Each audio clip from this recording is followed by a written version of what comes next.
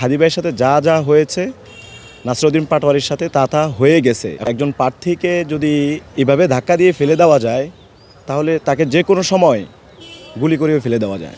উনি বলেই দিচ্ছেন যে অনেক ধৈর্য ধারণ করেছি, হাদির মতো করে নাসিরউদ্দিন পাটোয়ারিকে ফেলে দিব, সেটা কি বার্তা দিচ্ছেন?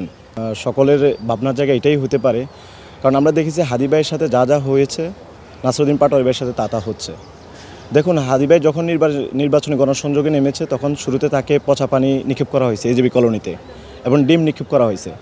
হাদি ভাইকে আমরা দেখেছি এজিবি কলোনিতেই ডিম নিক্ষেপ করা হয়েছে এবং সর্বশেষ আমার ক্যাম্পাস হাবিবুল্লাহ বাহার কলেজে তাকে ডিম নিক্ষেপ করা হয়েছে। মিডিয়ার সামনে ডিম নিক্ষেপটা আসছে এবং সেখানে ইট পাটকেল নিক্ষেপ করা হয়েছে। আপনি দেখবেন ছাত্রদলের কর্মী অনেক তাকে কীভাবে ধাক্কা দিয়ে ফেলে দিছে। তাহলে বোঝা যায় একজন প্রার্থীকে যদি এভাবে ধাক্কা দিয়ে ফেলে দেওয়া যায় তাহলে তাকে যে কোনো সময় গুলি করেও ফেলে দেওয়া যায়। আপনারা তো হয়তো বা মাঠের মধ্যে যে ধাক্কাধাক্কিটা হয়েছে সেটা ক্যামেরার সামনে আসে না, সেখানে সুইচ গিয়ারও চালানো হয়েছে, আহত হয়েছে। কে চালাইছে?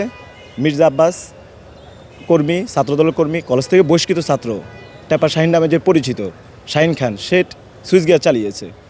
তো আমার আশঙ্কার জায়গা বা জনগণের বা মানুষ তো এখন সবই বুঝে, মানুষ সব দেখে, মানুষ বিবেচনা করে। হাদি ভাইকে শুরুতে হচ্ছে যে আপনি এখানকার এই এলাকার কিনা, আপনি বহিরাগত, আব্বাস সাহেবের সাথে কি আপনার কোনো যোগ্যতা আছে কি না, আপনি কেন এখানে নির্বাচন করবেন, আপনার এলাকায় চলে যান, এসব কথা বলে তাকে আসলে একাকিত্ব করার চেষ্টা করছে, কিন্তু পারে নাই। কারণ হাদি ভাইয়ের মনোবল ছিল অনেক দৃঢ় এবং সেই ইনসাফের পথে মৃত্যু পরোয়া করতো না। আমি হাদি ভাইয়ের সাথে চলেছি, হাদি ভাইয়ের গণসংযোগে নির্বাচনী ক্যাম্পেইন করেছি, তাকে খুব কাছ থেকে দেখেছি। তো হাদি ভাইয়ের সাথে যা যা হয়েছে নাসিরউদ্দিন পাটোয়ারির সাথে তা হয়ে গেছে। এখন বাকিটা আছে হাদি ভাইয়ের মতো করে ফেলে দেওয়া। এখন কবে ফেলবে সেটা আশঙ্কা আমি করতেছি। এই হত্যার সাথে কারা জড়িত? দেখুন, ইনসাফ কায়েমের জন্য হাদি ভাইয়ের যে লড়াই, যদি হাদি ভাইয়ের হত্যার যদি বিচার না হয় তাহলে এই দেশে কখনো আর ইনসাফ কায়েম হবে না।